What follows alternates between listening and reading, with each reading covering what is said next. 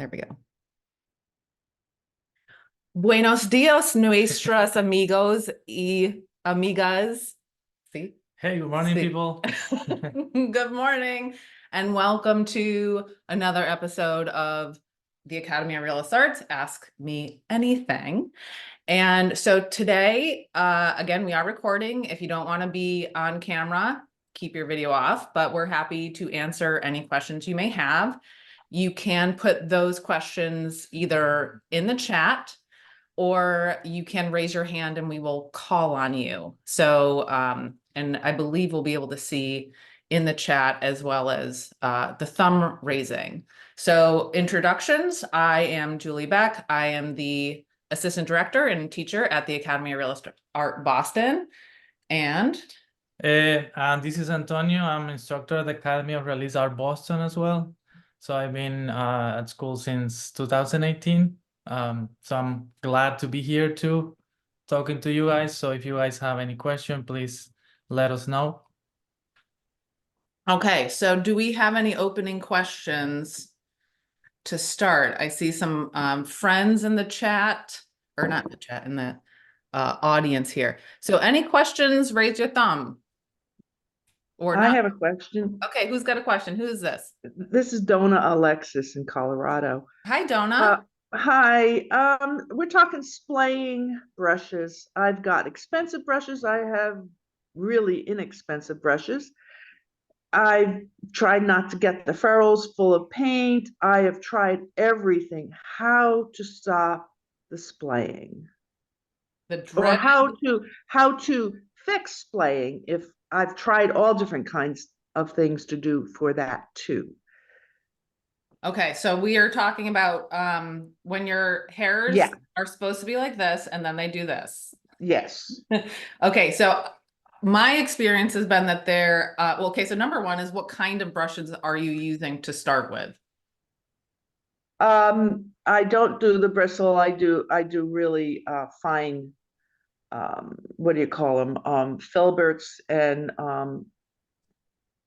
soft brushes. Okay, so synthetics or sables, so either synthetic, everything. I have tried them all. I've tried them all, but soft. What are your initial thoughts?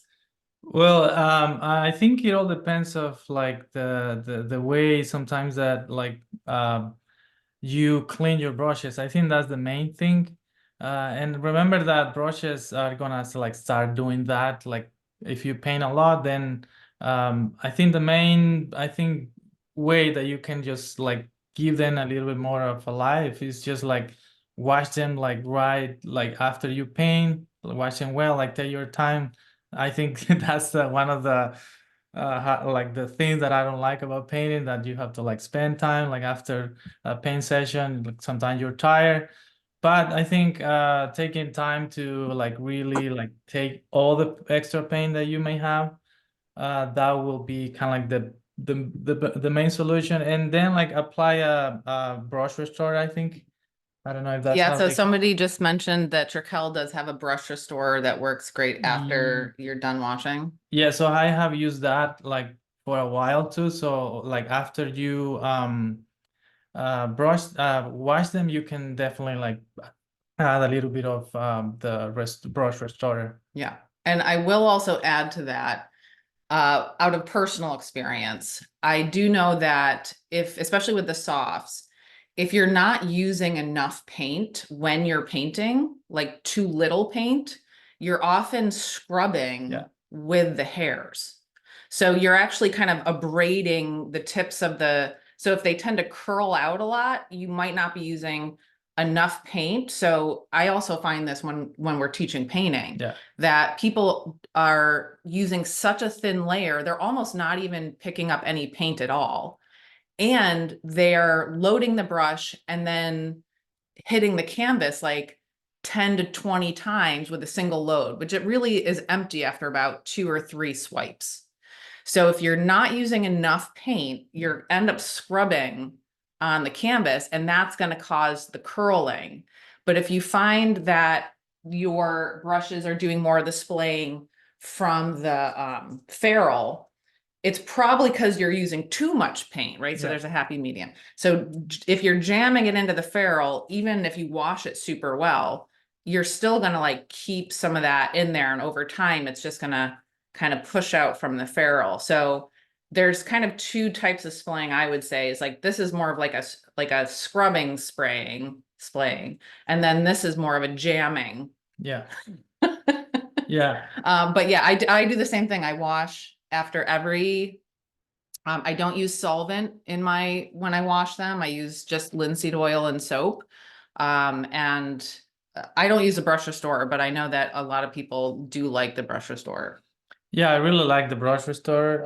Like, and sometimes you can also leave the like maybe the brush with like a little bit more, like a little bit more extra of the brush restorer, just to kind of like because what it does is basically like keeps the brush the hair like very tight. And sometimes when you see like the hair is like starting to go back again to the position, so I think there is not a way to restore the brush. I know. Uh, I mean, some people have talked about boiling water. I just buy a new brush. yeah. I tried the boiling water, it didn't work. Yeah. So once it's done in the close to the ferrule, when it's really dense down there, so too much paint, is there anything one can do other than boiling water because it didn't work? And then my second question is, once it's splayed, even if it's the scrub part, like the hairs and not near the ferrule, is there a way to fix it? So, I mean, Natalie actually in the comments also mentioned tying. So I do know people who, in order, because basically, like if it's almost like your own hair, right? And if you're able to, you put it in rollers to like try to make it curly for a while. So you can kind of do the same thing with the brush hairs. So some people can try, if you don't have paint jammed into the ferrule and it's more of the curvature of the hairs, you could try tying it, like using the brush restorer and or tying them in order to like force them to keep their shape. But Yeah, I I've think heard. it's better to do Yeah. that while you're, before it starts getting out of control. I think like once it's really like Okay. use it, that brush still serves a purpose.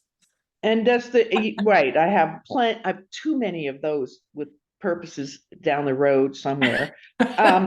My question is the treacle or any restorer, do you do it while the brush is wet or you let it dry and then use this restorer? I use it when it's well, I try to clean the extra water. It will still a little bit wet. Okay, I'm not sure if like well, I haven't read the instruction, but like I've been doing it when it's a little bit wet. I put a little bit of the restaurant and it works. great. Yeah, Okay, thank you so much for everything. All right. Yeah, of of course. course. Okay, do we have an additional question? Okay, so is this Dustin? Hi, Dustin. Dustin has a question related to composition. I feel like a person can go down a lot of rabbit holes related to setup. Don't I know it? How do you decide to attack composition / still life setup? And what reading materials related to composition do you like, or what rules do you like to follow at a high level when you start a new project? Ooh, that's a really great question, because I think Antonio and I both have very different answers to that. So for still life, the way that I approach still life and the way that I approach portraits or figurative work is really different, creatively, compositionally, design wise. So I'll kind of stick to still life setup because I do more of that.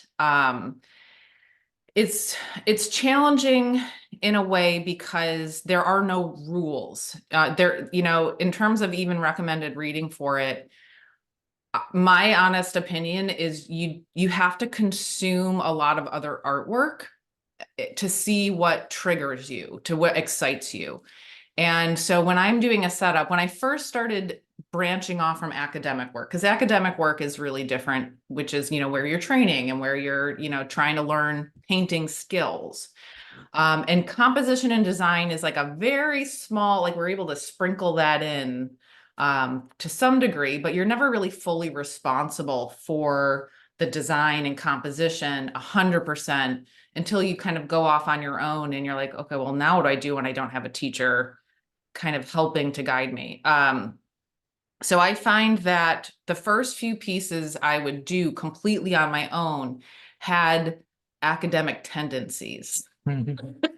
So because it was a comfort zone. But over the years, as I've taken risks outside of what I'm comfortable with, so now at this point, the thing that I check in with is how do I know if a setup is ready to go?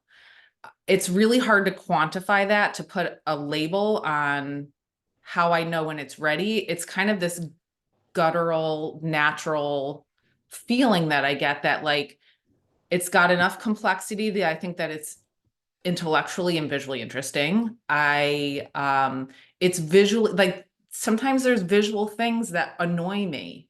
Or I also think, and this is a little bit academic, we have these concepts of how to make things look dimensional. And if you have tangents or things are touching each other, and force it to look like a flat plane, I'm gonna usually try to avoid those things. So I'm always looking for things like overlap to help the space and abstract shapes. So the abstract shaping of the design has to work for me. So if I squint and I minimize the values I'm seeing and minimize the information, it has to work on an abstract basis in order for me to feel confidently like the design is ready to go. So I actually recommend going down some of those rabbit holes and trying some drastically different approaches to setup. So solely on abstract concepts like color, shape, texture, design. Maybe trying a setup where your whole focus is a narrative theme. And you have to kind of just, I always say, like, if you have a version 1 idea, like call it version 0. I got this from when I went to the illustration masterclass and they were talking about these creative ideas. Your first idea should be version 0, meaning it's not an actual version yet. So I always recommend kind of pushing one step further. Is there something you can take out? Is there something you can add in that helps and improves the idea? Yeah. So, and so again, it's really hard to put a label on how I know it's ready to go, how that green check mark is ready. It's gotten to the point where it's more of a reaction for myself, that I know that I found that really cool thing that completes it and now it's ready to go. It's a really organic process. But I also have the luxury of time where I don't necessarily, I'm not always painting for a show. So I do have the luxury of like saying it's not good enough yet. So it's going to sit around for another 3 or 4 months to wait on the perfect thing that comes along. So that would be my response to that in terms of I kind of took a jump off of the academic still life. But then I ended up in a space where I can kind of organically find the thing that feels right and I've kind of curated the idea enough that I feel like it's ready to go.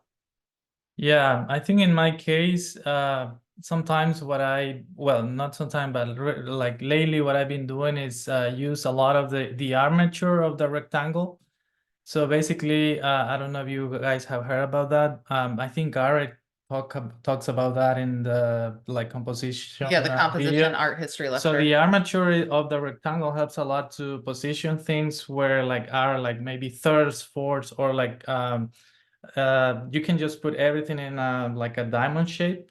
So that way it helps to kind of don't go out of these borders. That helps me a lot. Even I use that one for the mannequin painting that I did. I used the armature of the rectangle and that painting got a second place last year at the Guild of Boston. So it was a lot of playing with the armature of the rectangle, trying to fit everything in that shape, but at the same time trying to tell a story. So that's another thing that you have to always keep in mind, like if you want to just paint something that it looks good, I think that's valid too. But mainly I've been using the armature of the rectangle, even for a simple, let's say, alla prima. So if I paint in something just in one session, I use like the armature, so I can just put something that it feels symmetrical with the borders of the edges of the canvas. So you can use that. And I think one book that I really enjoy and I really like love is Todd Casey book. What's the name? Like Well, he's got a couple books. the first one. Is it The Art of the Still Life? Yeah, The Art of the Still So Life. Todd Casey's The Art of the Still Life. Yeah, that book is really good because he talks like some elements that you can take a look before like setting up something. So you can definitely like read that book. Like there are like I think 7 like I don't know like how they call it, but like there are like 5 or 7 like things that like you can use to like make something look really nice. Sometimes like you don't have to put a lot of stuff to make something look good. You can put maybe one big thing and then a little thing. Sometimes like one of the main rules is like you don't like have to use like maybe 2 objects that are the same size, and then like, but that's mainly like something that like it can help you to basically like set up. So I've been using the armature. I like the book of Todd Casey, so I think that's something I like Todd's book is fantastic, and it's a great overarching, very holistic concept to still life. Not only like in approaching painting, but also like things to think about when you're setting things up. I do also like a book that I highly recommend. I love it. It's called Still Life: A History by Sybil Ebert Schifferer. So what I think is kind of cool about that is you can see how still life painting in general has evolved over time, including into the modern art, contemporary art scene. And I do think it's a cool way to vary and bring variety into your idea of what still life can be or should be. And so, yeah, so I think that's a good book. I like the Todd Casey book. There's also a couple of great lectures on YouTube. So I just was sending the link out to people that Daniel Sprick, who is talk about good composition. Dan Sprick has a lecture out on YouTube that one of his students recorded, and he talks about it's kind of like a no-tan sketch, if you're familiar with that, or just thumbnails, where he's actually taking he gives an example of like a Vermeer painting that he feels is compositionally just a banger. So he actually takes the abstract little thumbnail of it and evolves it and it uses that as a jumping off point. So I do think it's kind of a good idea to at least have a jumping off point, whether it's an abstraction, whether it's an idea, whether it's a narrative. If you have something kind of guiding your exploration, that can often help. Also something that like helped me like a lot when I was trying to, because after I graduated, like there is a moment that like you're alone, like you have to create your own stuff. So you realize that like you have to do something that is not like completely academic, that it feels more personal. So something that helped me a lot is having people that it has different styles. Like for example, I ask Julie sometimes like, oh, how this looks, like having people, even my girlfriend, she's right now like in the chat. So she's like really good with that stuff too. Sometimes I ask her about like how this looks, like, do you like it? And if there is something that it looks off for her, or like for Julie or for someone else, then maybe like having a different ideas helps a lot to basically create something, like, because sometimes you feel that maybe it's just like too much for you, and then like something that helps me a lot too is just have a some like artists that you really admire that do the same thing that you want to do. So it's not copying, but at least get some kind of like inspiration of what you can do, and then like eventually you're gonna start like creating your own stuff. So there is always like ways to just get the inspiration, and then the best way that it worked for me is just having like a Pinterest folder with a lot of random picture, but all of the picture were like almost in the same vein. So that helps me to kind of like create a not a style, but at least a way that I wanted to paint.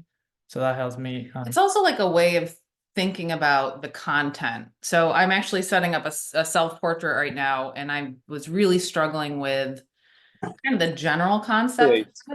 So, oh, make sure you're on mute if you're not joining the conversation. So, but I just went through and I just searched for every really cool self-portrait I could find. There's a couple of great art websites that have like high-res images, and just pulling other people's self-portraits like gave me some thoughts and ideas that I hadn't originally thought of when I came up with the original concept. And that was actually super, super valuable. Yeah. And so I totally agree. Having the inspiration folder can make you think about things. Like your job is to basically, my favorite book calls it the creative well, to fill your creative well with these different ideas, and then you kind of stir them up and then bring your own thing out, type of thing. And that's something that even like the old masters did. Like Yeah. they were like copying like the contemporaries or maybe people that were before them, and that's how they created their own style. So I think that's very helpful. Right. And somebody did ask for a link for these books, and what I'll do is I'll try to collect all the links instead of trying to do it now. I'll collect all the links and make sure that they're listed in the YouTube video, so that when you can go back and reference that, and the links to the books that we're talking about, and any other, if we talk about specific websites. And then Dustin, does that answer your question? That's perfect. Thank you. Yeah. Okay, it was a little long, but Don, you said that you said that you have a follow-up question on Yes. still life? ¿Puede ser en español? Claro, No, I was just claro, por supuesto, dímelo. I was just curious about the actual setup for the still lifes. I struggle a lot with lighting, and just curious how you handle that, because you don't want to be in a dark place. And then if you have windows, it depends on the time of the day. You use artificial light. So just curious how you handle that.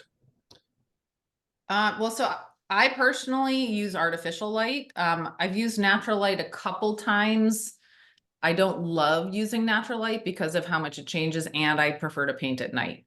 I use artificial lighting. I use LED panels. If I do have windows in my studio, but I use blackout curtains. So I'm very obsessive about the control of light. So I use a single light source on my setup. So I just make sure that every other light is off, or my windows are blacked out. So it's a little bit darker than most people probably want to be in, especially like in the middle of the summer. But it does help control the light. It does allow for me to create light and shadow shapes that are kind of visually interesting. But I also want to make sure that I have even lighting on my easel, because I don't want to have hot spots or bright tops and dark bottoms.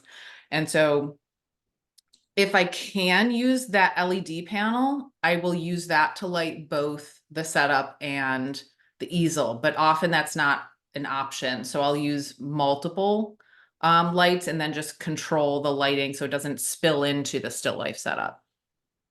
Yeah, and something also something else that you can do, that's what I do. You can buy a set of like these like camera lights. Like they are like a box with a diffuser. Yeah, softbox. Soft boxes, so you can create like something similar to natural light with that. So because I don't like having like very sharp edges in my shadows, so I rather like having something that it looks almost like natural light. So I think that's an option that you can do if you like something that it has softer edges, so you can feel more like natural with that.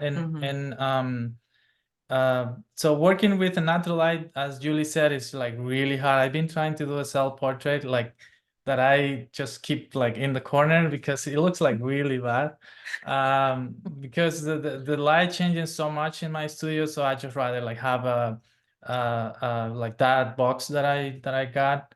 And what I do also is I put it like just kind of like bouncing on my easel, and then I put some sort of like a roof on top of the the setup, so like illuminates a little bit the setup, but also illuminates my easel. So I use the same source of light for both. So Yeah. you have to like play a lot with that. So sometimes it's like we can give you some instruction, but you Yeah. have to like do it Yeah. yourself. But that's what we do, what I do, and what Julie does. Yeah, and the softbox is actually a great substitution for natural light. Obviously, natural light's going to be full spectrum, Yeah. right? But the softbox is really nice because it does give that kind of softer shadow edge effect. You can often get like cooler light bulbs for it or Yeah. warmer light bulbs for it. Having some options is just really nice. But the soft boxes are a good substitution for natural light for the most part. Obviously, it's not perfect, but I have used that for portraits too. Like that's a great one for portraits because of how the shadows are really soft. You end up getting a little bit more bounced light because the distribution of light is softer overall, but wider Yeah. because it's diffused. It's literally scattering the light. So you just have, again, natural light, you tend to get a little bit brighter shadows, softer edges. So again, if you're trying to simulate that, you just kind of have to look for a lighting source that does that. I tend towards artificial light, which is a little bit harder shadows, and you have to be a little bit more compressed in the shadows. But it's really, up to your personal preference on what you're looking for. I think for learning purposes, it will be great to do like just having one light source for your easel, one light source for your setup. So like it's exactly what we do at school because like you have one light for one part of what you're doing, and then like soft edges I think will be a little bit harder if you are like just starting painting. So I really recommend having just artificial light. I don't know what we call like the ones that we use at school. Which one? The clamp lights? Yeah, the clamp light. So that the clamp light, just your basic like Home Depot clamp light with a flood light bulb, because a flood is all the light is going in one direction, whereas like a regular light bulb, it's going in all directions. Okay. So we usually use a flood light bulb. We tend to use it's from bulbs.com. But there's actually a really good color temperature. I'm not a big fan of super cold lights or super warm lights. I usually like around for the school 4,000 Kelvin. 4,000 Yeah. Kelvin is kind of in neutral. Yeah. And it's one of the only floods. And the good thing is, and a big thing that you want to care about as a painter, is that the lights you're using have a good CRI, and that's color rendering index. So natural light is full spectrum. So we're trying to get light bulbs that also show as much of the spectrum as possible. Really cheap, really horrible lighting has kind of peaks in like the greens and then the reds. They're not full spectrum. So you're going to be looking for something that's 90 or above for the CRI rating, or color rendering index rating. That's how you're going to know that what you paint in the studio is going to look similar in other lighting, in natural light, all that type of stuff. So that is something that you're going to want to make sure that you look into for lighting. Excellent. Thank you. Yep. Okay, so let's see. We had Susan has a question. Again, if you're just joining us now, you can either put your hand up and we can call on you, or put a question in the chat and we'll answer from there. Okay, so I think the next question we had was from Susan, which is, she uses Winsor Newton Alkyd paints, which are oil paints, but instead of being made with oil, they're made with an alkyd binder, very fast drying, and want to use regular oil color occasionally. And when I squeeze the paint out, a bunch of oil squirts out first. Is there a certain way to store oil paint correctly? I just have them laying in a bowl. So how do you stop all the oil? Okay, so one thing is, if you just think about paint, it's just binder, which is the oil, and the pigments. And so when they're mulled together, they're like in a nice, happy state. But as they sit on the shelf, just like salad dressing, If you've got seasoning in your salad dressing, it all kind of trickles to the bottom because of gravity, et cetera, et cetera. So if you were to just, this is a good analogy, we should use this. If you pour out the salad dressing without shaking it up, I'm not saying to shake your paints, but what I'm saying is that, like, you're just going to get the oil, right? So that's what's happening in your paint tubes, is they're separating. It's just a natural occurrence. So, but if you want to help yourself out, if you store them opening side down, you're kind of reversing the salad dressing settling. So then you're going to have all the pigment settling at the cap and then the oil at the back. So that's going to help prevent just a flood of oil coming out. The other option is to, like, once it squirts out, just kind of mixing it back into the paint, right? So yeah, that's a common thing. Or you can, some people I know squirt it onto some cardboard. Yeah. And even if you don't get that pool of oil, some people just like their paint drier, so they will squirt it out on cardboard to Yeah. absorb some of the oil.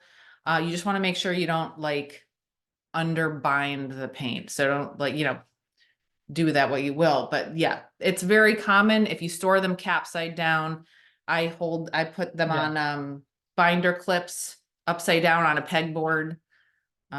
You do the same thing, right? Yeah, I do exactly the same thing. And what I have done, what I have seen people done before also is that, like, if it's really bad, what you can do is just like retool the paint, like, but you have to, like, take all the paint from the tube, like, mix it, maybe mold it, and retool the paint that maybe, like, is having a lot of problem.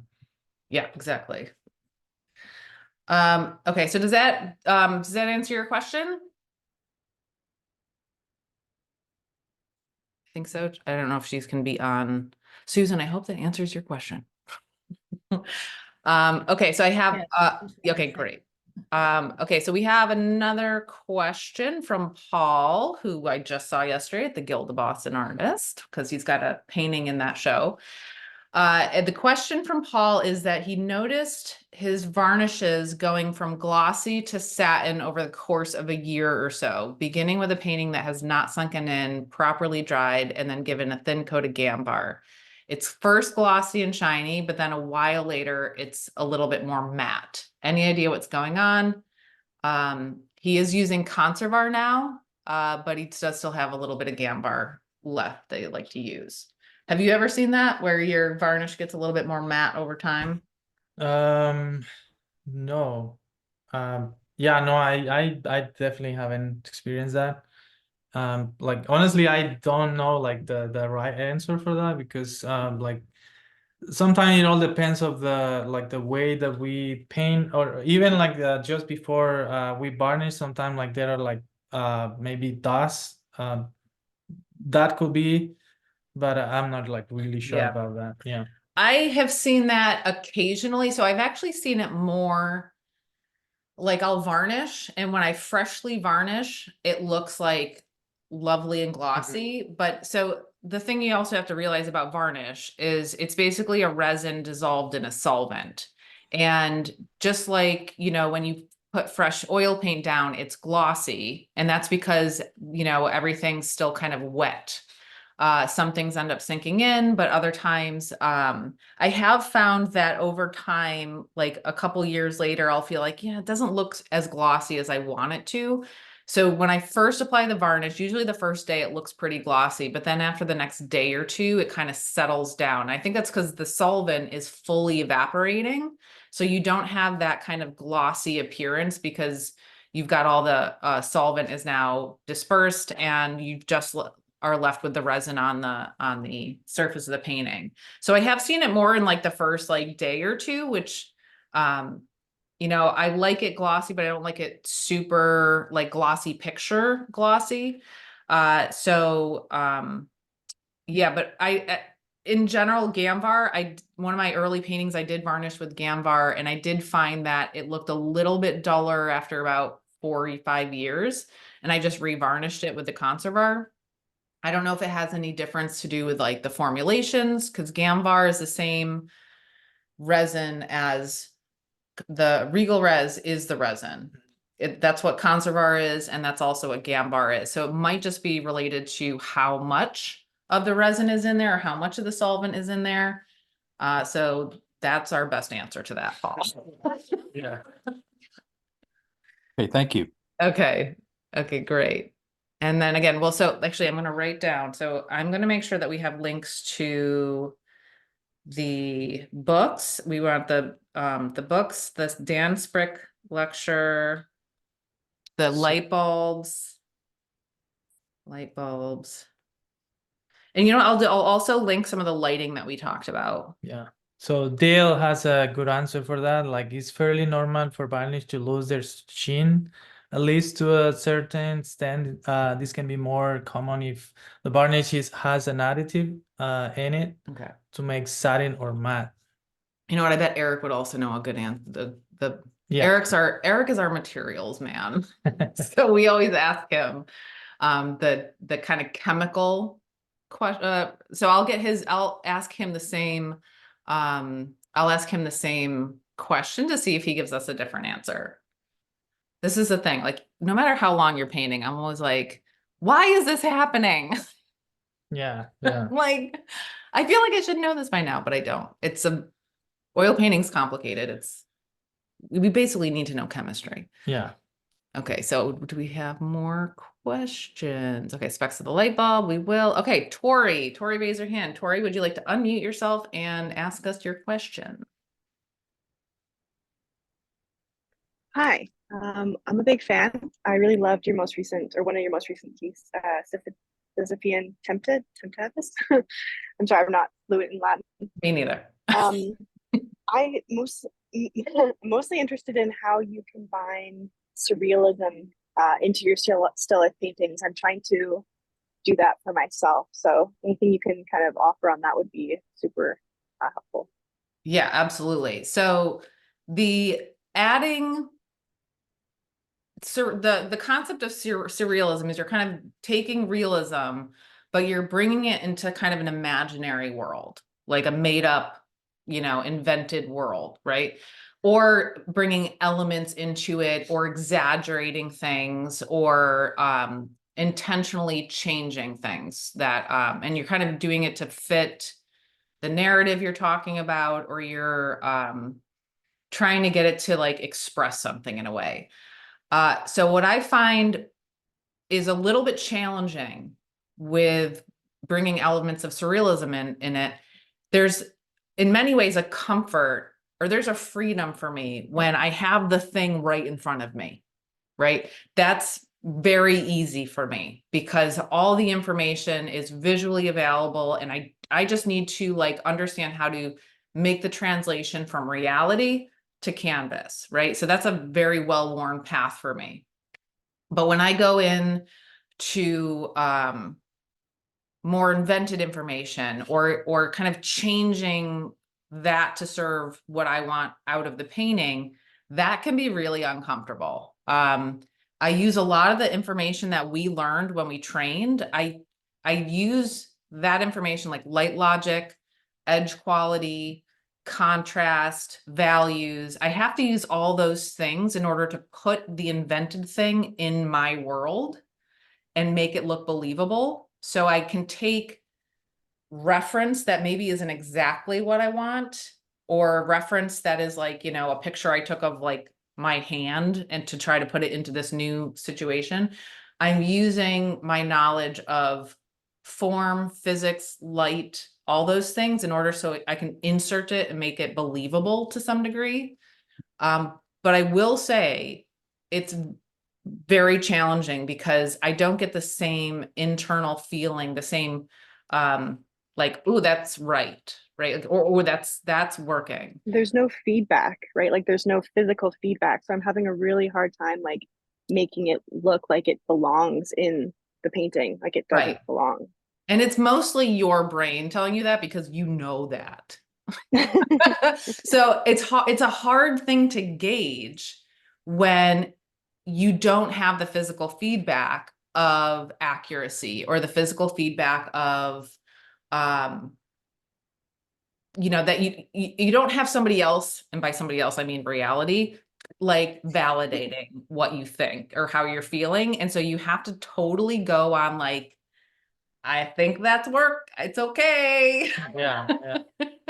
So do you have instances where you're like either inventing or like how do you change? Oof. Yeah. Well, because like a lot of what you did, so I will say with like Antonio's work, he, uses paint in a very different way, even though we trained in the same way. So for your self-portrait that you did, Yeah. right? So it wasn't like, I wouldn't say it was like natural, like color. It's like you're kind of inventing and Yeah. creating exaggeration. So what's your thought process when you do that? So yeah, basically in that portrait particularly, what I did was like just follow the principles like logic, having something that looks believable. But at the same time, I wanted to give the viewer kind of like the sense of like some parts of the painting were like unfinished. For example, the background, I have a kind of like a I like to leave the backgrounds a little bit like kind of like loose, a little bit more just like brushy. And with the chroma and the shadows, I exaggerate the chroma. But at the end, like it was like kind of like a play of like having something that I know that like it looks fine because you're following like the like the light logic, like the rendering and all the values they need to be together. So that way it doesn't feel like it's not a person. But at the same time, I was playing with like maybe punching a little bit more the chroma, so just to see how it looks. At the end, it wasn't maybe completely succeed, but I think it's just like what I do most of the time, even before coming to the school. Now that I'm trying to create my own paintings, like just experiment, like try to play, because at the end, painting is just like trying to bring something from inside of you, put into a canvas. So try to play, and if you at some point you like it, and if you feel that it's following some of the basic rules of it can be, I don't know, like composition, or just like I don't know, like value ranges, or like color harmonies. So like at the end, it's just, I think you're the main judge of your painting. Mhm. And then just let the viewer like decide like if sometimes like paintings won't be accepted by some like circle of people. So like I think that's the hardest part. Like you want people to believe that that's beautiful, but also for some people, like beautiful beauty changes from I Yeah. don't know if that makes sense. Yeah. I mean, I think that's Tori, what you're dealing with. It's like, especially if you feel pretty comfortable and confident Yeah. with like, oh, if the thing's right in front of me, like before I trained, I actually thought that was harder than just working from a photograph. Now that I've trained from life, I've realized that's actually way easier.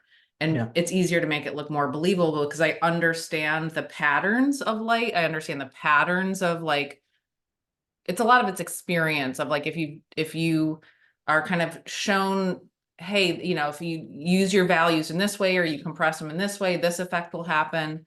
So you have all these kind of like a framework of information, and then you have to kind of clumsily apply it to this invented stuff. And it Right. just, I promise you that like most people don't notice the things you notice feel a little off. Yeah. So it's a little bit of like also trying to manage your kind of expectations for yourself in a way. Like you don't get the same payoff, and that can be really challenging, but you have to just accept that you won't have the same feeling after you're done that you would if the reference is like very clear right in front of you. Right.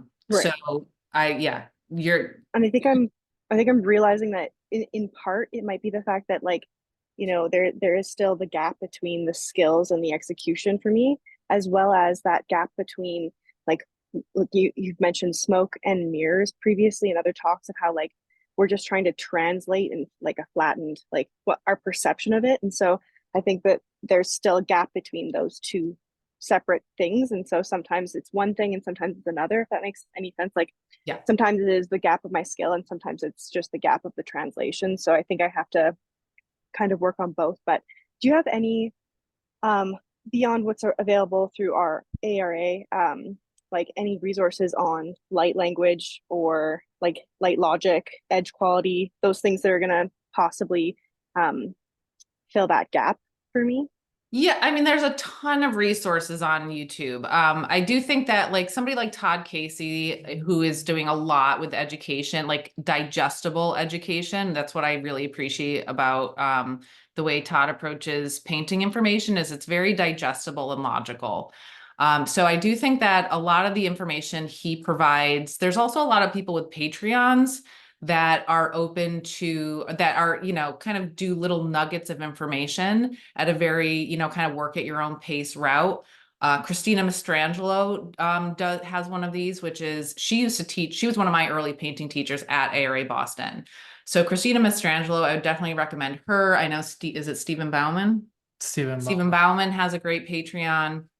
There's a lot of artists who have online resources that you can either subscribe to for a month and try to, you know, get a couple nuggets.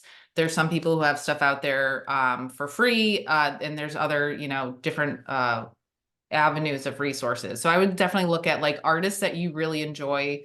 If there's people doing work that you really like, don't be afraid to reach out to them and say like, well, where did you study? Or where would, you know, is there other artists I should look to for their type of Patreon or things like that? It can get overwhelming, I think, sometimes, but I think if you know the direction you want your work to go into, I'd say focus your efforts on artists who do work like that or in a similar vein. I know like Martin Withfuss, for example, does Blender. He actually 3D models his like large animal paintings before he paints them. So he actually is creating his own reference with a 3D print or 3D modeler. And so he has a whole class in Smart School to do that. I would love to do that. I don't have the time to do that. But I do know like John Asimakopoulos, who's one of our other instructors, is starting to learn Blender because for the things he wants to do, he feels like being able to manipulate them in a 3D environment and adjust the lighting to get better reference is really valuable for him. So he's kind of walking down that journey as well. So that, you know, there are ways that you can create better reference, right? Oh, there we go. So one thing you can do is just like, how do you get better reference? And that might mean like manipulating your studio so you can like put like make a model dragon and have it in the sky and lighting it, right? So you getting better reference is a really big part of it. And the other part is just, again, understanding light logic and all those things can help because it's kind of the framework in which you're kind of combining all these different things, but trying to make them all together. And that's where I think some basic atelier training, whether it's, you know, a Patreon or finding lectures on YouTube or things like that. I mean, obviously I'd recommend, you know, a full atelier training, but it does take time and effort and blah, blah, blah. So there's ways you can kind of piece together a lot of that information, but it does kind of take a little bit more effort to do that. Yeah, and something that also we encourage students at school is that don't stick also just with the technical stuff because some people are very creative. And like if you, I think the Harold Speed book talks a little bit about that, like have like it's just better for you as a student to like have the technical stuff, but at the same time like keep creating what you have done, and then at some point like everything will merge. I really like the way that like Salvador Dali started, like because he was like really good with like rendering and all this stuff. Then he started applying like everything, like all the fundamentals, all the like light logic to his own stuff, and then he created like some surrealism that it was like super realistic because he followed all the rules. So that's why like he was like very successful, and he was crazy too. Amazing, thank you. Those answers were so helpful. Everything, especially like the Blender aspect. I think I might look into that route for some aspects of my painting. So thank you so much. Really appreciate this. Yeah, of course. I mean, finding reference That can be really challenging. Yeah. And I mean, so often like we're either photographing each other for things or like, I'm trying to photo bash stuff together. And honestly, like I know it would be faster if I knew how to do that stuff, but it does require time to learn those things. But if, it's worth it. Like the paintings that you creating better reference is hands down the best thing you can do to make better surrealism. Or just to even, that's what a lot of illustrators do. Illustrators are working on a deadline. So they're just like, they've got to like, put on a costume and take a picture with a broom in their hand, pretending it's a sword. You just got to create the reference that's going to at least get you most of the way there. And that's actually, it's a little related to Avery's question, where Avery's question was, how do I give the figures in my paintings a feeling of real mass and depth? Often it looks almost like I photoshopped the subject in. So this totally ties into the question of like, well, how do I add more invented information? It's kind of the same, it's kind of the same answer, which is you have to understand light, form, values, mass. Values are really the driver of mass and dimension. So you have to understand light logic. So Avery, to answer your question on top of this question, if you at least understand the general rules of light logic and values and how much light and dark values drive form and depth, that's going to help you situate a person in a scene. If you have a totally different color scheme, a totally different light source for the figure that you do for the scene, it's going to look like they're just superimposed or like there's a sticker on there.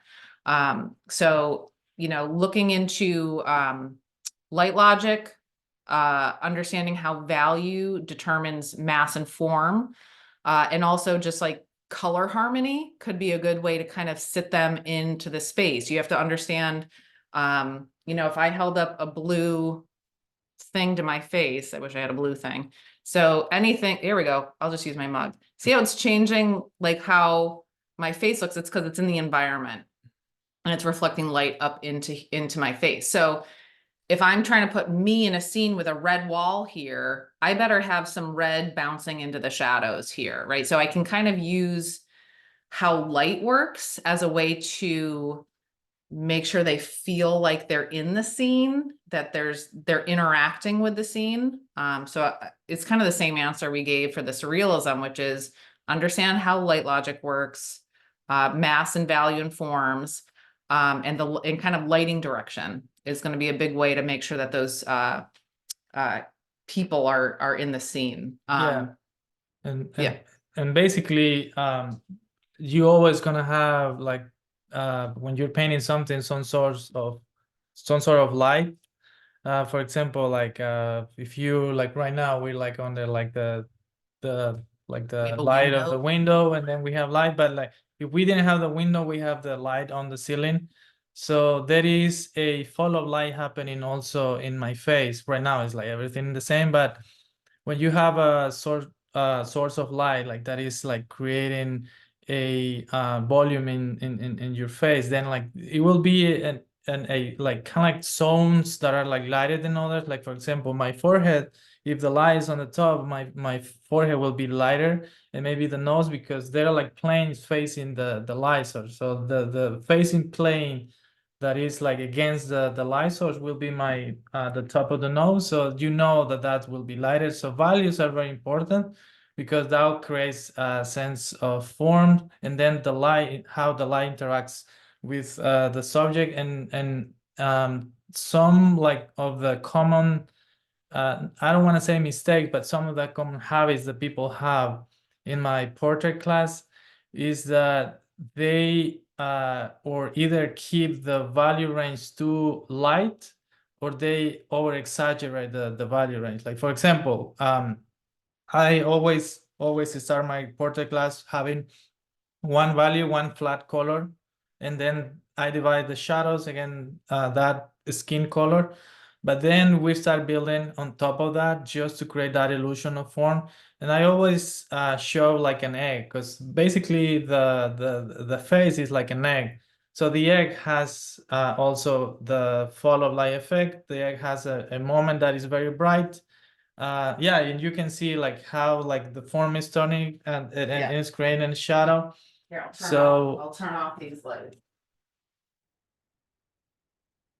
So now we just have, oh, I look horrible. Never mind. Well, that's a little bit too bright. Yeah, but basically the skin colors are very matte. I don't know, yeah, very matte Yeah. or very yeah. They're low chroma. Would you say low chroma? No, like Or in do you terms mean of that shiny? shiny. They Oh, are not yeah, like some people are very like greasy, but like most I'm a little greasy right now. most of the time is very flat. So you have to be very, very careful with the highlights because Oh, here's a good example. Metal goes from highlight to not highlight very fast, very dramatic. yes, But here, not so much. Light, but not super contrasty. Right? yes, Yeah. and yeah, if you put like a pure white, like for example on the highlight of the nose, then that will look like super. The contrast will look super off, because the darkest dark, I always start with the darkest dark and the lightest light, and the lightest light never gonna be like super bright or Yeah. pure white. You always have to like have like at least like value, like if we're in a range from value 1 to 9, I think the highlight for your portrait will be around value 3, I think, so they're not completely white. Yeah. So, and then I think creating a good balance of edge quality helps a lot. Like I really focus at the last sessions of my portrait class, like working with edge quality, because Like contour edges or all edges? everywhere, like, because there are like some moments that you can exaggerate, like for example the nose is very sharp, so you can leave some moments of sharpness. For example, this line, it looks very sharp, but then everything looks very soft, so that way you can balance. The hair most of the time is super soft, so you don't want to have a very sharp edge like around the hair. So I think edge quality is super important as everything. Yeah. So you have to balance all these elements to create something that it feels convincing. Yeah. Yep. Does that make sense? I hope so. Yeah. Did that make sense, Avery? Yes. Okay, good. All right. All right. So we have, again, if you have questions, if you've joined us late, you can either raise your hand. I have a question about brushes in the chat. You can either put questions in the chat or you can raise your hand and we will call on you. So Deborah, is it Deborah? No, Don. Don has a question about these brushes that they purchased for a course in one of the courses I took and ended up never using them. What type of brush do you wait, what type of use do you give to these type with longer hair? So these are these bristle brushes or are these soft synthetic? Soft synthetic, I think. It's a hot bristle. Ah, Usually the main question is really these long ones, like, you know, I don't find any use for them. I'm just curious. so those are the long filberts? Yeah. Okay, so my personal preference, I actually love the long filbert hog bristles. I use them for two different purposes. One of them is my first layer of paint. I'm not using a soft brush. We'll kind of put down like an even coat of paint. And with my first layer, I'm actually trying to do more of a thin application, and I'm actually doing more of a scrubbing with it. So I need a more aggressive, stiffer hair, but I don't want one that is basically going to like scrape through. So if it's short, if the hairs are short, they're going to scrape more. Yeah. But if they're longer, they're going to be more likely to kind of flex a little bit more. So the length actually allows for a little bit more flexibility and kind of allows for you to manipulate what they're doing a little bit more. So I use them for that. And then I also will use them for like more alla prima. Do you use them for alla prima? Yeah. The filbert hogs. Yeah. So they're gonna hold more paint, right? So the softer brushes tend to like hold a certain amount, but I find that the hog bristles tend to physically hold more paint. So you can kind of get away with more like, I guess, petting or just more like plopping it down and putting it down and just leaving the brush stroke. Yeah. So they're going to be more expressive. Like the brush stroke you get out of them are actually going to be more painterly. Which I think would you say that the majority of brushes you use are the hog bristles? Well, I have a lot of like synthetics, what's it called, sables, because they are very soft, so I love them with a lot of paint.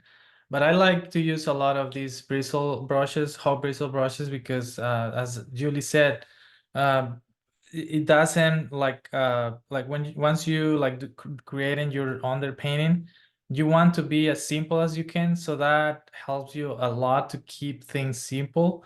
If you use a big brushes, hog bristle brushes, it will kind of like keep that simplicity in your underpainting, because you don't want to like get too quick into details. And also, like as Julie said, like this separates the paint a little bit more if you use I don't know, like a little bit of I don't know, like mineral spirits, so that way like it gives that brushy feeling, the brushy kind of like layer to your painting. And sometimes I like to leave some of that kind of like brushiness in so I leave some of that very first layer in at the end, because I really like having that combination of roughness and smoothness. That's exactly what I did with the mannequin again. I kind of was playing a lot with that painting, so I use a lot of bristle brushes for the palette that I painted. I don't know if you guys have seen it, but I use a lot of bristle brushes. So it's basically like you have to play with different textures. You can just it all depends of the way that you want to paint, because if you are more tight, maybe you're just gonna need it for the first layer and then that's it. But other than that, I think that's what I use Yeah. for them. Yeah. I feel like with every type of brush, there's like 100 ways to use Yeah. it.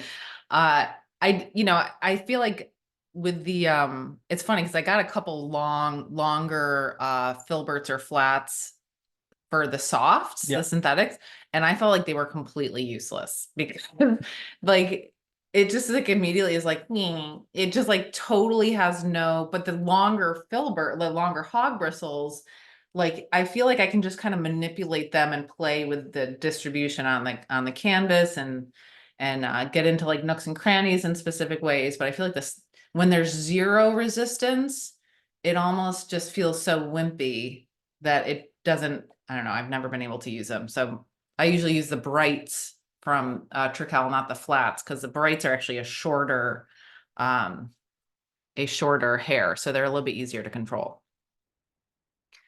Okay, so do we have any other questions? So we have all the questions from the chat. If you have a question, raise your hand. Question, comment, or discussion point. The phone lines are open. Do we not have any more questions? We're just too informative is the problem. We got a lot of new people. Okay, we got a new message. What do we got? Okay. All right, so Barbara is asking, okay. I have a project to paint someone from a previous century. No photos exist in perhaps a cathedral setting. Would it be better to find a model or build a 3D like James Gurney does? I mean, I guess it depends on, so you're painting, so are you like inventing a person? Is that what's going on, Barbara? Feel free to unmute yourself if you want to answer. Yeah, it is a saint, and they lived in previous century. As it is, I still have to figure out what they would have worn at that time. You know, what that background would have been like. But at the same time, I'm thinking of all the components, how to bring it all together. And my only hopes are, I got a bird, I got dogs and such, but would be to build a little what would you call a 3D, like a maquette scale? Yeah. Yeah. And so knowing that light is so important to make it seem realistic, all I can think of is hiring somebody I think might look like this particular saint and finding that a similar robe and putting him in a similar, I don't know, So I got lots to look into yet. Yeah. But just to make it convincing. I think it's going to be a combination of all of those things. So I think it's going to be, I think if you have access to a robe and just sitting like even putting it on a hanger would be helpful, right? So having like even so I think one thing that would be helpful is like if you do just set up a really simplified maquette of like, okay, light source, here's where I want the person sitting in a chair, and here's like maybe some objects in the scene. Hiring a model, I think, is ideal, but if you can't afford hiring a model for 100 hours, maybe like hiring one to sit in a lighting situation and do a color study would be Take good. Pictures. Yep, take pictures. And then usually if I'm doing portraits, I'll do a color study from life if I can, work from photographs, and then I'll bring them back in at the end just to confirm stuff. Mhm. Yeah, and I think it's just like you don't want to, the least that you have to make up completely, the better. You're just going to feel more comfortable and confident with it. That could also, I mean, do you usually do preliminary drawings for like the portraits you do, or are you going straight onto the canvas? Both. Like if I wanna like make sure that everything is in the right place, I always gonna like draw first, try to see where the kind of like the landmarks or the major kind of like points of anatomy that I wanna like have, or like if there is something that I cannot figure out during the paint session, I always gonna like come back to the drawing. So that helps me a lot. I wanted to like maybe add something about that. That I was watching a interview of the director of the Lime Academy, Jordan Sokol. He painted someone like it was already passed away, but like the institution asked him to paint this person with a black and white picture, but he had to hire someone to kind of like get the same color of the person. And he talks a little bit of that process, how he did all that stuff in that interview. So if you want to just like search it up in Google, like Yeah. just If Jordan. if you want to send me the link, I can add Okay, it. yeah. So we're gonna add the link of that interview, and he talks a little bit of the process, that how he took this black and white picture, and then he did like a amazing portrait with color, and it feels in an all maybe like old picture, but at the same time it feels very contemporary because it has color, and it's just like really good. So Yeah. I think that will help you a lot to kind of like have a sort maybe an idea, because I never like really have painted something like that, but I think that will help you to maybe like answer some questions. Yeah. It's like mapping on color information to a drawing. And that's where it's like your model photograph is going to be kind of your drawing information. Yeah, basically. Right? Because you can't always trust the photograph to give you great color. So that's where doing the color study from life, or if you're able to get the coloration more in line with what you're looking for, like to make it look more like dimensional and real, that's where the color study is basically just going to be your guide for when you're doing the painting, but the pictures can kind of give you the drawing information and the basic anatomy information that you need.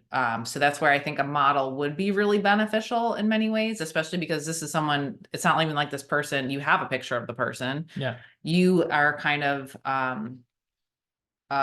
manipulating that. And Eric Johnson, who's also one of our instructors, has done a couple altarpieces where he had to do the same thing, where he's making up some of the characters on the sides of the scene. And so he would like literally take a picture of our instructor John and just kind of like tweak the face so it wasn't totally exactly him, or even used his partner to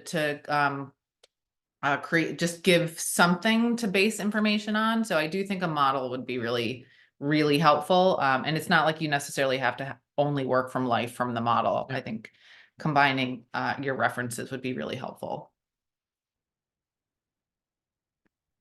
Yep. Yeah. Thank- That's all really good information, and I'll start making my list. Okay, good. And make sure that they pay for it. Yes. Oh, Okay, any other questions? Any other This is Donna again. Donna. Could you please go in as deep as you want?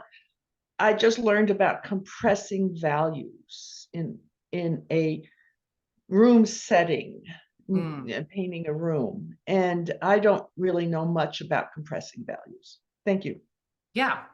So that's a pretty big topic, but do you want to take that? Do you want to like with your like value compression in terms of I think I have done some experiments before. Remember the portrait that I did for the Masters Academy, like that I got a prize. yes. The value range was Yes. very light. Yes. So I was like just playing with that, and at the end, I think in terms of value compression, I think the main thing that I realized with that exercise was that if you have, like, for example, we always have a range of values at school from 1 to 9. So that comes from the Munsell, right? The Munsell It's system. actually it's the reverse of Munsell, but it's the same concept. Yeah, it's the same concept, but I think Yeah, it's always 1 to 9. 1 to 9. I think they use 10. I don't know. But the thing is that I use a range of values between 1 and 5, and let's say like the 9, it is like super dark. I use very light values. But the thing is that the relationships that you put within that range, they need to work together in a sense that you're creating a form. Like, for example, what you can do also is try to have, like, for example, a 2B pencil, and try to do like the full range, like how dark you can get with that pencil, and then you can just pick that like middle range, like from 1 to 5, and then maybe work with that range, create a sphere. Like you can create a sphere with that range, and then like you will see how like everything will look light, but at the same time it will look rounded. So I think the main thing that I learned with that is that, like, even if you have a very tight range of values, but if the jump between one value to another value, it all depends on what you're painting. But if I do in a skin, if the jump is settled, it is almost like half a value jump. But if you have a good jump from one value to another value, even if it's a small range of value, it will look believable. So at the end, it's just we come back to the light logic. If the light logic is working, I think that's everything that you need. Yeah. Yeah. And so it's funny that you talk about that, because I've had this idea. So, we talk about the 1 to 9, the full value range. Now, pencil is very different than paint, but we still talk about them on a range of like 1 to 9 in a way in the medium itself. Yeah. So if we're talking oil paint, which is the wider range of values, your white paint gets here, your black paint gets here, and then reality is actually like out here, right? So anytime we're making any painting, Yeah, it's a compression, right? We can't hit deep dark shadows in real life because it's the absence of light, and our paint actually has light bouncing off of it, right? So anytime we do a painting, and this is one of the first things we teach, is all drawing and painting is compression, because you can't hit reality. You can't match the brightness of the sky. You can't match the brightness of a light bulb. You can't match the deep dark shadows in reality. So it's all a translation. And what we're trying to do is, when we do our academic exercises, we are practicing taking a visual input that's usually, infinite, and compressing it to what our language that we're capable of, right? The translation's not always 1-to-1. The translation isn't always like, oh, I'm just going to make this, that, and then it should all work. Oftentimes we are changing reality so it looks better on the canvas. Okay, so now when we're talking, and we try to map on like, well, what's the brightest bright that we see? It has to map into our brightest value we are capable of. It's not a matching, it's matching the relationships, right? So rather than trying to focus on that you're compressing this complex information into like everything's a compression. But in terms of internal, like if you're doing an internal room and there's a window, right? Your brightest bright has to be the light coming in from the window, unless there's a light on inside, right? So then you have like an anchor of like, nothing can rival this. So everything that's inside a room with a window in it, we talked about the, you know, if that's our 1, everything in the room has to be like 5 to 9, right? To give you that value jump between that intense light source and the stuff inside. So if you start to think about it more of like working in relationships and making sure the relationships hold, and thinking about the maximum and minimum of your language, which is oil paint, that might give you a like a more logical way to figure out how to compress those values, because there will be times that we have to share values, right? So if you're, you know, if you're staring into this bright window and there's an area where you don't see any information in the shadows over there, don't try to overthink and stare into the shadows, because our eyes are dynamic. Our eyes are going to dilate, right? So you have to kind of tap into that immediate reaction, that when you're like looking into a scene, what is the drama that's happening? Yeah. So, but it's also funny that you say that, because with your self-portrait, I've always been wanting to try, because I tend to use the full language. I'm always like, where can I hit that darkest dark? Or where can I hit the, you know, it's like, I make it very super dynamic. But there's a lot of paintings that I love that are more compressed and more limited language. So I actually want to give myself a limitation within a painting where I'm going to like cut off my values at like a 5 or 6. Yeah. And say, well, 5 or 6 is now, this is now my new darkest that I'm going to go. I'm not going any darker than that. And I'm going to see how I can play with the value relationships within this much smaller range rather than the full range. And Right. it will look more like a tonal. Yeah. And it ends up being more tonal, because things have to share. You have to share values because you don't have as much language. Yeah.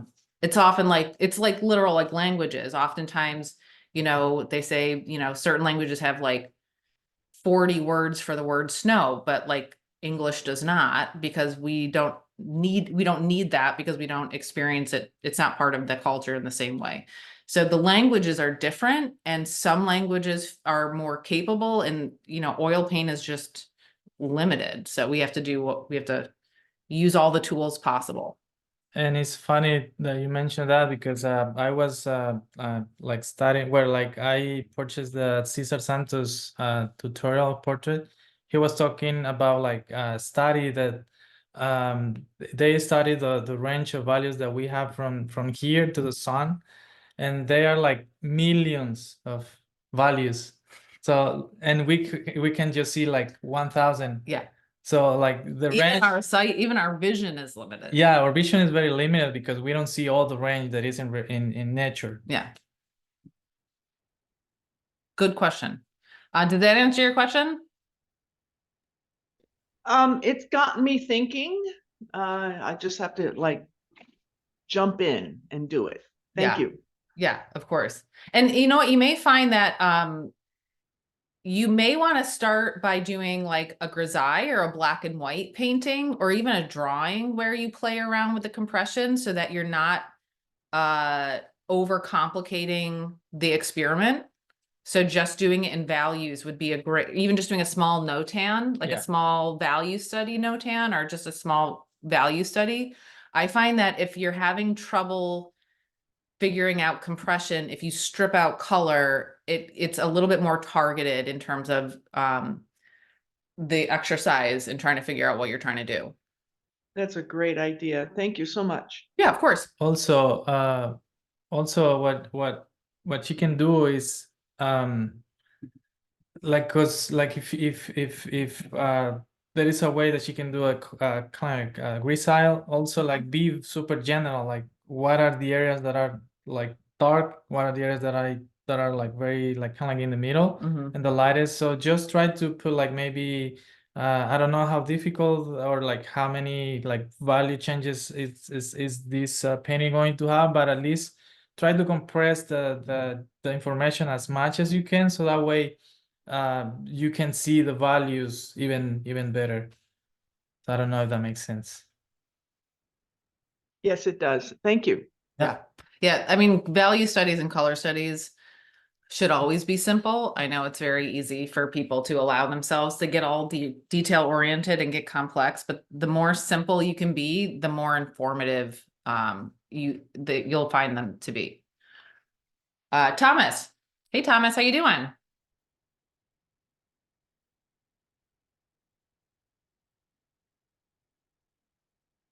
Thomas, can you hear me? You gotta unmute yourself. There we go. I had to get my thing. Yeah, I just wanted to chime in, if it's okay to respond to Donna. Yeah, of course. The limits between the range of light and the range of paint are kind of what we're talking about here in compression. The fact that they're, they just don't jive.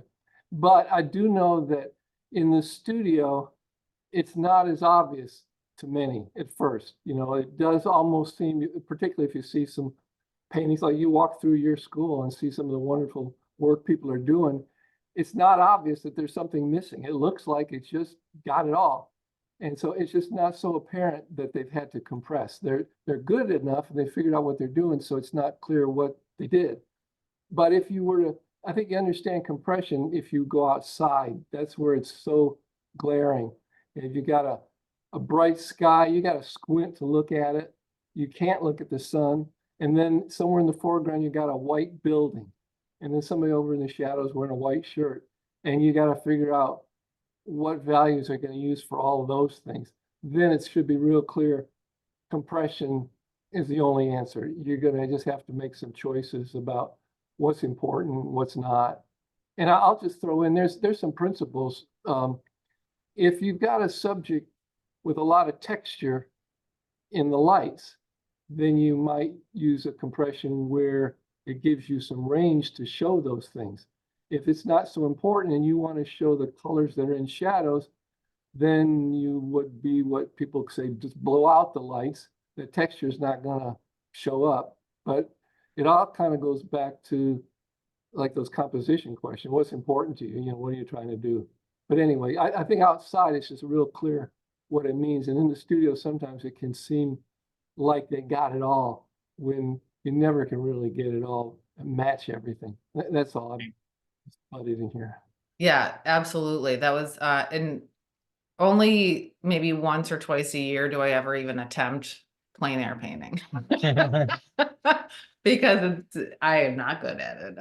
But it is it's a much more, like I tend to panic more because it's not always obvious and there isn't one right answer, right? There's some answers that feel more effective, but there's no one right answer in terms of how to compress things. And oftentimes how you compress them, it kind of speaks to like your individual artistic language or your artistic thumbprint.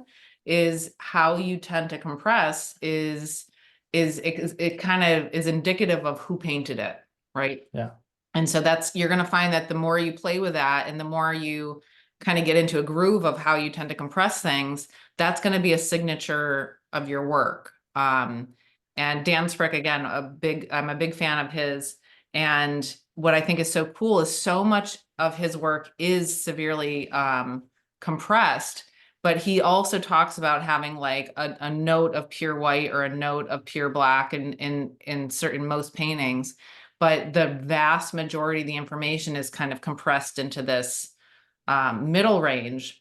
And our director, Cindy, gave a composition lecture one time where she compared values to notes on a keyboard or like a piano. So if you imagine somebody, like a lot of the impressionists don't go past a certain value range. So they're kind of in the high keys. They're kind of playing the high notes and the mid notes. Or if you think of a chorus with like tenors and sopranos. So they're kind of using the higher keys in terms of values. But then if you think about Caravaggio, he's kind of using the deep basses and the high sopranos. He's kind of like really like creating this dynamic, high contrasty work. And then other artists will use just a middle range. So again, those compressions kind of speak to the signature of the values of that, of each individual person. And those decisions, no matter if you're just working completely representationally and you just like to set some fruit down and paint it, how you make those decisions will be that's your identifier kind of language in a way. And so I think it's worthwhile to play. And I think what Antonio was talking about with the term of play with still life and play, once you've kind of gotten a process down, or you feel comfortable with a process, the play is where so much discovery and so much of your individual artistic language can start to come out, because you are willing to take risks, right? So take the risk of like compressing it one way, do multiple value studies where you're using just the high notes and the mid notes, or use just the bass notes and the high notes. So I think it's worthwhile to see what kind of what you tune into. And I think also looking to other artists, as you talked about before, is look at the inspiration. What value range are they using that you really respond to? Yeah, and also there is, I think, like just an addition to what you were saying, is that we can use technology too, because we can make something that the contrast looks super high, like super dark or super bright, but we can try to make everything look very light, and we can use Photoshop or even our phone to make everything look very light, and then that picture will tell you the value range that you will use, like, and you can try to kind of like divide all these zones, like what Thomas was saying, like try to compress as much as you can all the information in a lot of kind of like pieces, and then like if you do it in your phone, like you can make everything look light, if that's what they want, and then like I think you can just play with this information, like technology. And yeah, I use Photoshop a lot to like try out different compressions sometimes, like forget the self-portrait, a lot of it's going to be a little bit more imaginative in terms of color and things like that. So I have like my inspiration pieces, the paint quality inspiration pieces, but I also like in Photoshop, I've played with the curves function to like bring up my shadows to like a mid-range and dim most of the lights to like more of a lighter mid-range, and just having a few pops here and there. So technology is a great way to kind of feel out those things, just to visually get a reaction. But I always find that in the end, I do want to also try it in paint, because digital visual language is very different than paint visual language. So I do find that once I've landed on something that feels good digitally, I will translate it to oil paint to see how that's going to play out on the canvas before I tackle a giant project. Yeah.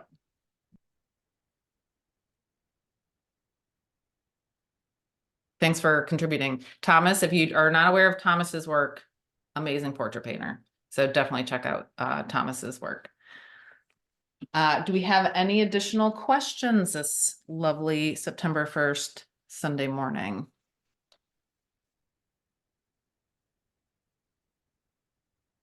Yes, no, questions, painting questions, design questions. Okay. I didn't get any responses from my well, yeah, I had one question. I can answer that. We can answer that one really quick. Let me just make sure that there are no other questions. Okay, so one question that came in from Instagram this morning, which unless this will be the last question, unless if you have another question while I'm talking, we can talk about this. Feel free to put it in the chat or raise your hand. So there was a question about glazing and applying it to backgrounds for the backgrounds to seem darker, which I think is a kind of a complicated question. I think there's almost two questions in this question. So if we talk about glazing as a process, and if the intention is to make things darker, Usually we would recommend trying to use pigments that naturally have transparency to them. Things like ultramarine blue, ivory black, and alizarin crimson are all dark values, dark paints that have natural transparency to them. So those are going to be better used to glaze with. And by glazing, it doesn't necessarily mean that you're dumping a bunch of medium into it, because that's going to lose control. So it's some paints don't need extra medium to be a glaze. So other paints maybe want to encourage additional transparency. So adding some medium to that would be appropriate. But I do think that part of this question relates to one of our assignments within our program, which is the tenebrism assignment, in which we are kind of mimicking the Caravaggio technique of these really dramatic light and dark patterns, but also information coming out of the shadows. So often we'll use like transparent layers to achieve the value. So the first layer is not going to be as dark as we will intend it, but we're going to be applying multiple thin layers. Did you want to go into? So I really liked Antonio's tenebrism assignment, which was a pair of construction boots in a box with some blue paint on them, a blue pencil. It was just a really cool kind of trompe l'oeil design. Yeah. So do you want to just go into how you kind of started from the first layer, knowing that the background was going to be pretty dark, but you didn't want it to look flat? Yeah, so basically, like in general, I don't like the backgrounds to be very opaque, because if I paint the lights very opaque, because I like to use a little bit more paint in the lights, I don't want the background to look like very opaque. So basically, I don't like everything to be the same kind of like looking, and I like a little bit of that brushiness for the background. So what I did to make something look darker, but at the same time to have that property, I think, what I did definitely was like just start layering the background to the point that I felt that the background was dark enough to make the boots come forward. But I left a little bit of that brushiness in the background, but mainly above the boots. And then I put more paint and maybe more opaque paint like next to the boots, just to make that value range look more kind of like bigger. So basically it was just like layering and glazing and scumbling on the background, so that way like I didn't want to put like straight like opaque paint since the beginning, so I can get the quality that I could get the quality that I wanted, brushy but at the same time darker. So I think it all depends of the plan or the objective that you have for the painting. But because the assignment was to create an illusion that something comes from the dark, I needed to have a darker background, but I didn't want to have like super opaque paint. So that's what I did, a lot of glazing. But definitely you can get a nice result with that, and without compromising the quality of the light objects and the background. I don't know if that makes sense. Yeah. Okay. Yeah. Because what you're talking about is when we do indirect painting at the school. Yeah. And so we're trying to be intentional about how we layer things, because it does allow for an infinite variety of finishes. If when we do cast painting, everything's the same. So we do 3 layers, they're all mostly opaque, and they're almost like direct. Like we're trying to like really hit, and we're mixing the color and we're putting the color down opaquely. So we master that before we go into still life painting, which is where one of our first assignments in still life is creating these luminous darks using thinner layers or using glazing to approach creating the color. So instead of just a flat color that you can't see through, which is like our cast painting, what Antonio was talking about is kind of like creating the same value, but by kind of layering in different with like kind of brushy marks. And so what happens is you get more of a variety of color. It's like cross hatching. Yeah, it's like kind of using the paint in a cross-hatching way in which you kind of allow for like literal physical layers to create the color rather than creating a bound, like a barrier for the light to absorb and bounce off. You're allowing light to kind of get through the layers and then come back through. So it creates a different visual paint film. It's way more obvious if you go to museums or galleries and you see a lot of these paintings in person, because you get to see, you can almost deconstruct how Yeah. the painting was made. Like, was this opaque paint? Was this transparent paint? And that's a lot of what it sounds like Antonio was doing, which we do try to encourage. I wish I did it more with my assignment. I felt like it maybe ended up looking too opaque in the end. And I, now when I'm painting, when I have situations like that, I am doing a lot more of this where I'm using either just thinned out layers by scrubbing it or adding a little bit of medium to encourage transparency, or I'm just naturally using more transparent layers in general, or transparent pigments. And I remember that you were saying also with your tenebrism that the black, because you use a lot of ivory black for the background. Yeah. It looks very flat and almost dead. Yeah. Um, They use too much of it. Yeah, so like you have to be aware of what type of, I think, ivory black you're using. I regretted buying like a big tube of the gambling ivory Yeah. black, because I was using that one, but then like when I started using that one, it dries quick, but then like it loses like the richness of the black. Mhm. So I like more using Michael Harding Yeah. because of that reason, because like the ivory black from Gambling like Yeah. super like Very dense. Yeah. it's Yeah. very dense. So Yeah, I like the Michael Harding Ivory Black, and I use the natural pigments. I think it's Bone Black is similar. But I'm also like, usually I'm not like, so another thing I do is using in initial layers, so it will Yeah. dry faster, is kind of mixing my black with another color like Yeah. burnt umber or raw umber. Like, it will be lighter in value, but I know I'm going to do another thin glaze of the black on top of it. So I don't mind it's a little bit lighter. It'll speed up drying time. yeah. Okay, so we do have a couple other questions here. We have, if I want to learn tile color choices, what online class would I recommend? And is this technique for photo reference? So Barbara, are you referring to when I do color studies in my online videos? Well, yes. I'd love to learn that. Yeah, so it's so the approach that I use for my color studies is a direct result of within our school, we really stress the structural understanding. So understanding form and dimension. And we talk about it in a planar way, meaning, plane is like this flat part of my nose going this way, and then this side of my nose going that way. So as much as there's like all these like lumps and bumps, the general story of my nose is 4 major planes, 2 side planes, 1 front plane, and 1 underplane. So that's like the summary, right?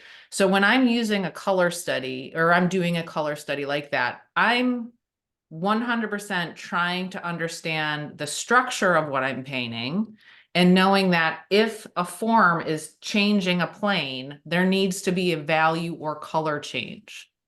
Okay, so if you're interested in learning more about that, I do have a recorded version of my color boot camp, and that you can kind of go at your own pace. You can, once you pay for it, you can watch it indefinitely.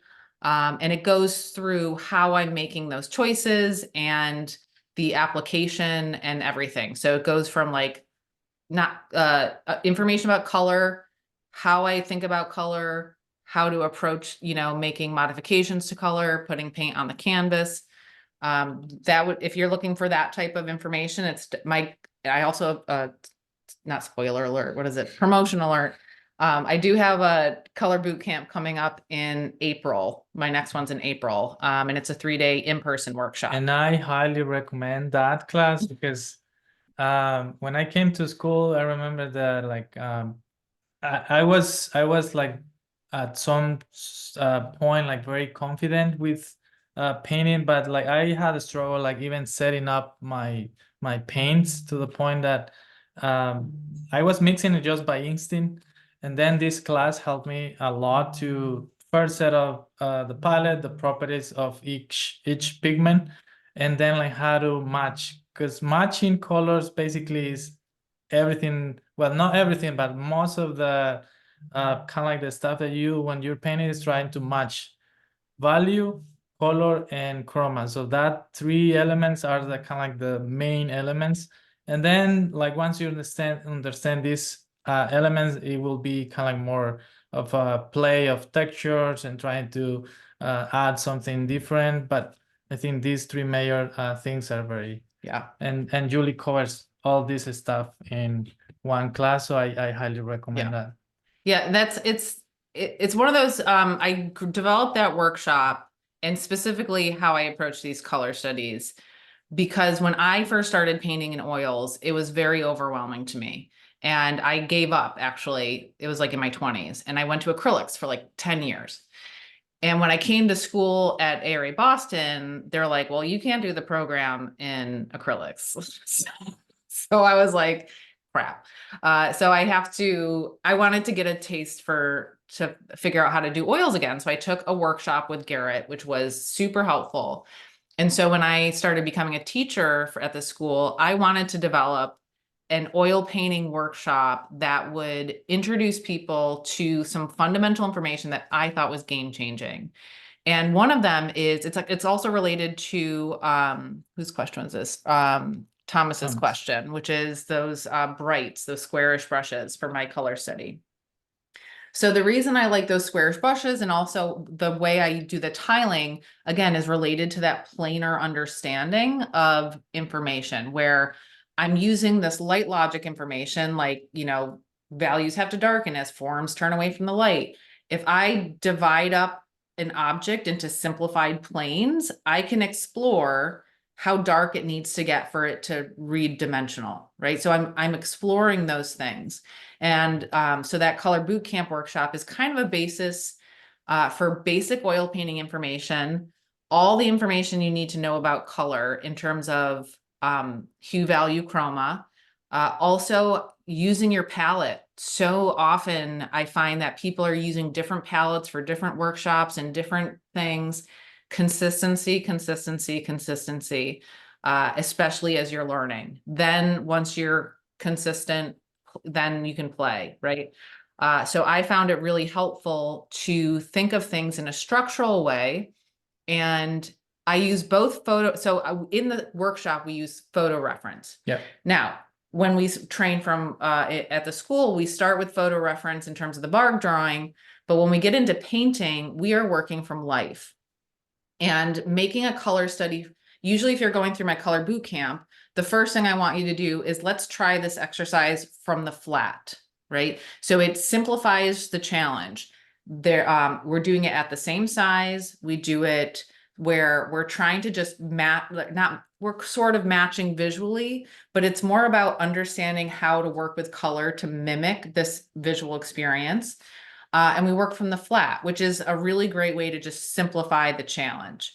Now, students who have had repeat the course, I have them then work from life. So I'll set up a couple objects in real life, and I will then have them do a color study from life, which reaches into that compression problem.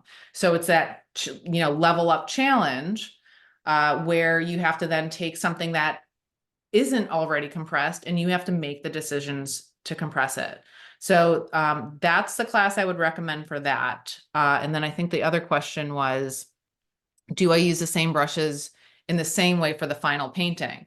So another common question I get during those workshops is, well, I'm doing this color study, I'm kind of putting the paint down opaque, and I'm creating this kind of tiled mosaic of information. How does this relate to the big painting? And I actually think it relates very heavily to the way that I approach painting in general. Maybe less so now with your kind of more, personalized process, but with my second layer of paint, because my first layer is really generalized and somewhat thin, I don't have all the information in there. But if there's a reel that I just posted recently where I was creating a green pear. And if you watch that video, you can actually see the same thought process that I approach color studies, which is building decisions kind of on each other, and they all have to work together. They each have a job to do, right? Yeah. That's kind of how I think about values on planes and on a form. Like each plane has a job to do to communicate form. So when I go into my second layer of paint on relatively straightforward objects like a single pear or cloth or even skin sometimes, I'm going to do a very similar approach, which is I'm trying to put paint down and I have to make sure that each shape of paint, each paint blob needs to do its job. And I have full opacity because it's my second layer. I'm just not using as much paint as in my color studies. So I do use those brights, those same paintbrushes in my second and often third layers with straightforward objects where I'm doing 3 layers to achieve a smooth form. I'm using those brights.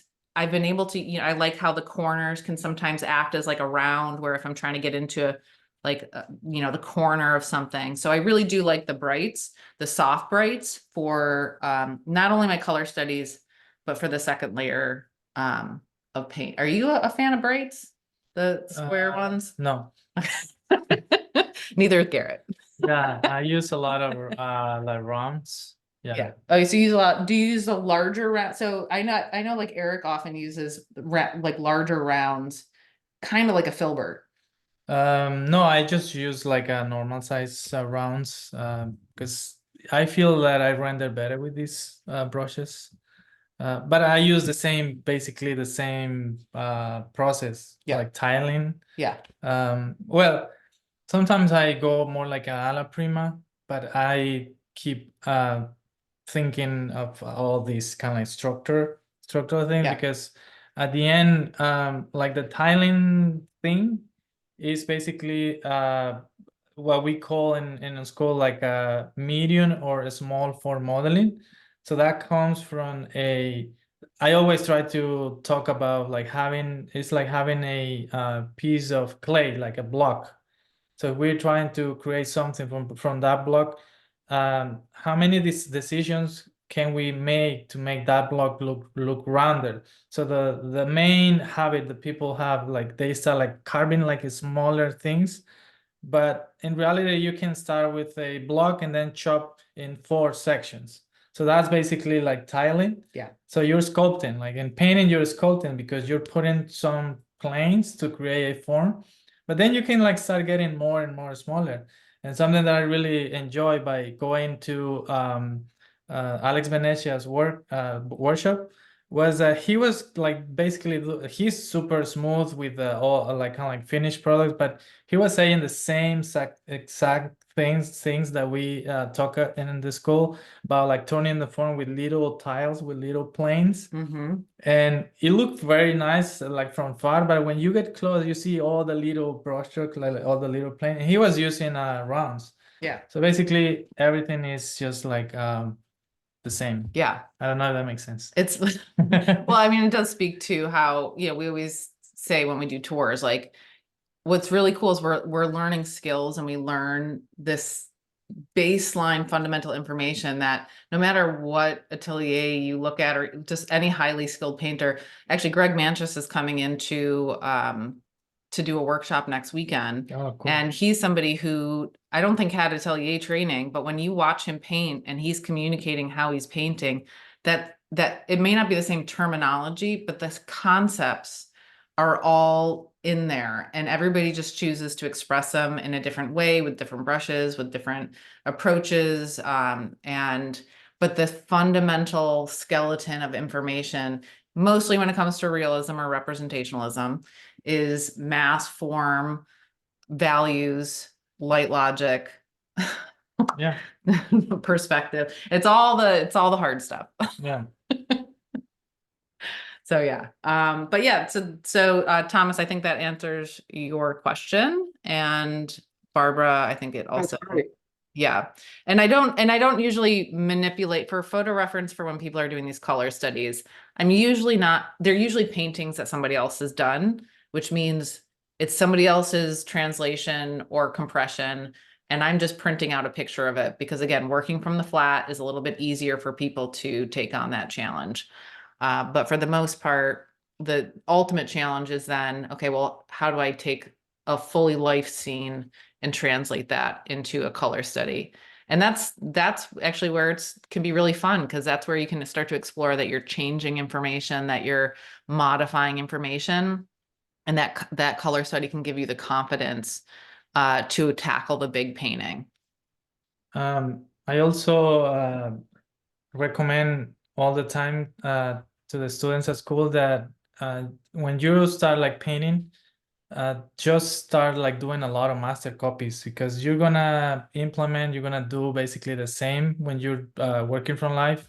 But if you start like kind of getting used to the instrument that you're having in your hands, it will be a lot easier. So doing a lot of master copies, like copying something that you really like, trying to imitate what this person did by having a flat copy will be very helpful, because you're gonna be like kind of like dealing with all these elements, but someone already did the decisions for you, and then you're gonna kind of like start getting more and more sensitive to value, chroma, and all like this stuff. Yeah. And what's really great is somebody else already painted it, so there's no pressure. Yeah. You can't get credit for it anyways. Okay, so let's see, one question was, out of the 2 online recorded courses, the Magic and the Color Bootcamp. So the first one I would start with is the Color Bootcamp, because if you at least have Color Bootcamp under your belt, the Magic is a lot easier, because I don't cover the color information, but I do the color study in the Magic of indirect oil painting. So I do drawing, color study, full painting. But the Color Bootcamp, I think, is way better to take before you do the Magic, because it's not included. So I would recommend that, and would be most helpful for getting a better understanding of light logic. Light logic is, again, one of those things that I do think you can find free resources on that online. And again, there's a couple other artists who and Todd Casey's books as well. I do cover light logic a little bit actually, I think I do cover it in the Magic of indirect oil painting. I covered a little bit in Color Bootcamp because I do talk about that planar light logic stuff, but I do go into a little bit more in-depth information about light logic in the Magic of indirect oil painting. But again, I think the Color Bootcamp would be better if you're, relatively new to oil painting. The Magic is like a full painting, and it's like a lot of information. And then, oh, hey, Johnny, how's it going? Johnny asks, Johnny has taken my Magic of indirect painting. That's true. And he continues to watch it. That's good marketing for me. Oh, and then, yeah. So Johnny's the one who saw you had that painting in that magazine. He's going to send it to us. Oh, great. Yeah, an American Art Great. Review. Oh my God. Yeah, thank you, Johnny. Yeah, that was really exciting to see. So we need to get that picture, and we're going to put it in our newsletter. Oh, and then actually Thomas says, if you look at Ted Seth Jacobs' book, Light for the Artist, that's probably a better deep dive for light logic. So again, most ateliers teach light logic, and I always find it funny because any workshop demo I see always has that little value sphere with the lights. Yeah. And it's funny because Ted is basically kind of like the father of like all the people that now are very well known. Yeah, so that's a good book. Great. Okay, thank you for that, Thomas. That's actually, I don't know if I've seen that book. I should probably check it out. Okay, so are there any we're gonna wrap it up unless there's any other emergency. 2 hours. I know. I got one. Yeah. Along with all the other challenges, trying to get the hue, value, and chroma right, I know that when you're doing your color studies, you've said you really don't like to have to worry about the color showing up. You like to put down one stroke and have it be there and be done, a nice application. And I understand, and I want to know, that seems like it's a combination of the right thickness of the paint, the right brush, and the absorbency of your surface. I wonder if you could just speak to that, because I think everybody would Yes. like to do that. Just once you got the color, you want it to come off the brush. You know? Okay, so that I do think online is deceiving, and we all know this. So yes, it's a combination of how much paint you're loading, the Yeah. brush you're using, and the absorbency of the surface you're using. So I like a surface that is slightly absorbent. I don't like it to be a skating rink, but I also don't like it to be like oil painting paper is like the most absorbent. So the other thing is, I will say that it's very rare that the first color I put down is perfect. There's a lot of slight adjustments. So if you watch any of my color study videos and you keep your eye on like, oh, she did that color there, and then keep your eye on that little square. When I kind of cut to the next one, I probably have changed that square. So I do some adjusting on the canvas. It's usually like a small change. But that's all of what painting is like, right? It's like, I very much envy when people can put the right place, the right color in the right place, like with one try. I don't know how to do that. And remember that everything is about relationships. Yeah. Because everything like the imprimatur of your canvas can be maybe kind of like making your color look like or too cool or too Yeah. warm.